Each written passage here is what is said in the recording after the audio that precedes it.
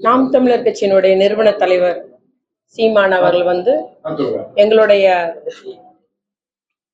கழக தலைவராக இருந்து 5 முறை முதலமைச்சராக இருந்த முத்தமிழறிஞர் கலைஞரை பற்றி இழிவாகவும் அவதூறாகவும் பேசியதை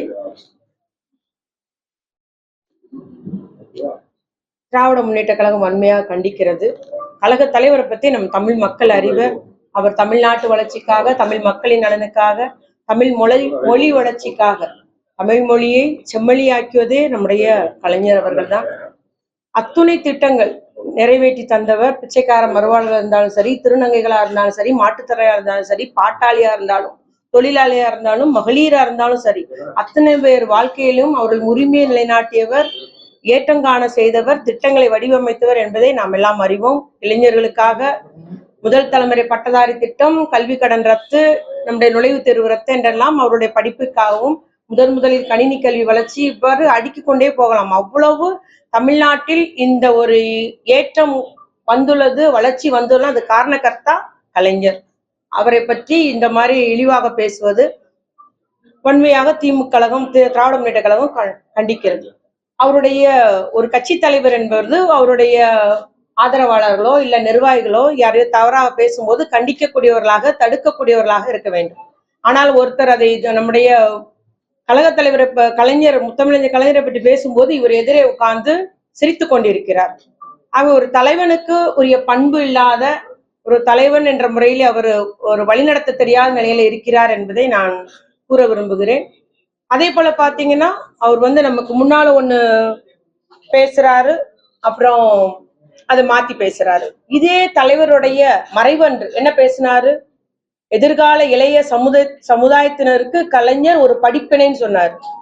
இவர் ஓய்வர் இரவு பகல் பார்க்காத உழைத்த ஒரு உழைப்பாளின்னு சொன்னார்.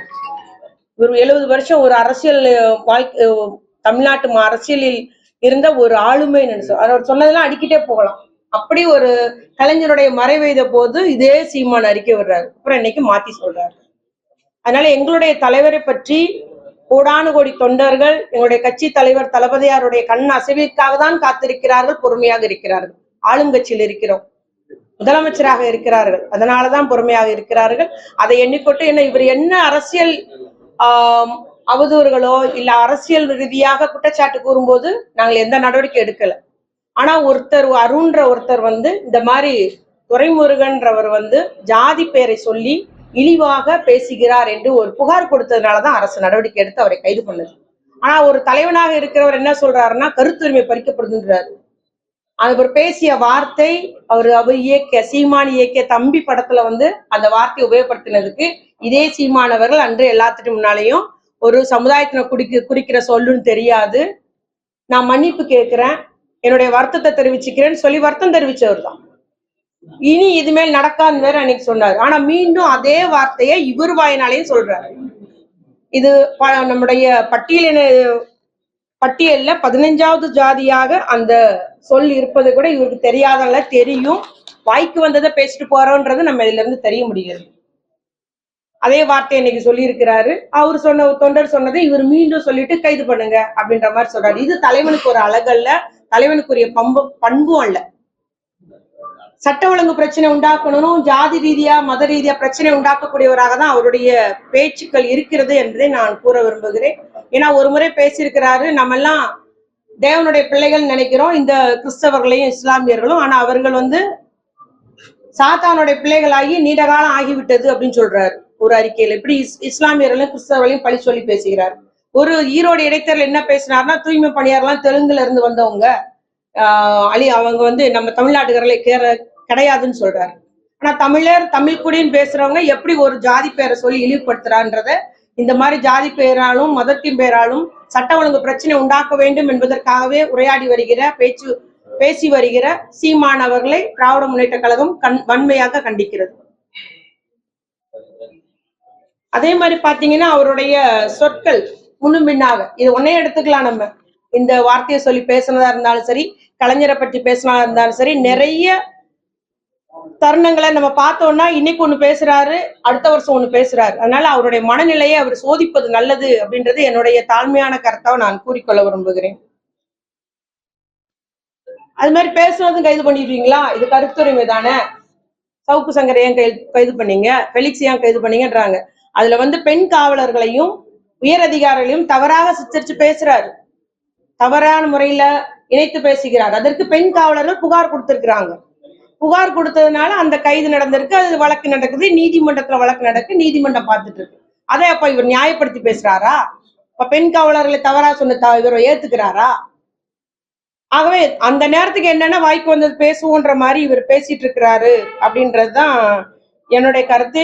அது மட்டும் இல்ல, திராவிட முன்னேற்ற கழக கருத்து நம்மளுடைய இதுக்கு சப்போர்ட்டா கருத்துரிமை பறிக்கப்படுதுன்னு உடனே பேசுறாரு. கருத்துரிமைன்றது எவ்வளவோ அரசியல் வேறுபாடுகள் இருக்குது, கட்சி வேறுபாடுகள் உண்டு, கொள்கை வேறுபாடுகள் உண்டு. ஆனா இது மாதிரி தனிப்பட்ட முறையில தவறான சொற்களை உபயோகப்படுத்தி பண்றது, ஒரு உண்மைக்கு புறம்பான செய்திகளை சொல்றது, வேணுமனே பிரச்சனை உண்டாகட்டும், சட்ட ஒழுங்கு பிரச்சனை உருவாக்கணும்ன்றது பேசுறது வந்து இது வந்து ஏற்கத்தக்கதல்ல. நிச்சயமாக எங்களுடைய தலைவர் வந்து ஒரு பொறுப்பான முதலமைச்சரா இருக்கிறதுனாலதான் கட்சி தொண்டர்களை எல்லாம் கட்டுப்படுத்தி கட்டுப்பாடோடு திராவிட முன்னேற்ற கழகத்தில் இருக்கிறார்கள் என்பதை நான் கூறிக்கொள்ள விரும்புகிறேன். அதே போல பாத்தீங்கன்னா நம்ம அவருடைய தவறான தகவல்களை, நிறைவேற்ற முடியாத செயல்களை, நடைமுறைக்கு சாத்தியப்படாத செயல்களை எல்லாம் அடுக்குமொழியில பேசி தவறாக சமுதாயத்தையும் சமூகத்தையும் நம்ம தமிழ் சமூகத்தை தவறாக வழிநடத்துகிறார் என்பது என்னுடைய குற்றச்சாட்டா வைக்க விரும்புறேன். அதே போல அவருக்கு பணம், அவருடைய கட்சிக்கு பணம் எல்லாம் எங்க இருந்து வாங்குறாருன்றது உங்களுக்கு எல்லாம் தெரியும்னு நினைக்கிறேன்.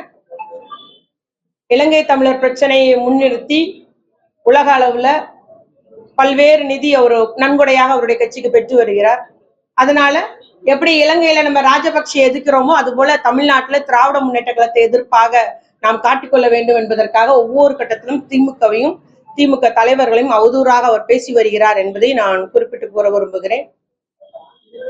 அதனால நம்முடைய நாம் தமிழர் நிறுவன தலைவர் சீமான் அவர்கள் கொஞ்சம் நாக்கை அடக்கி வாசிக்க வேண்டும்.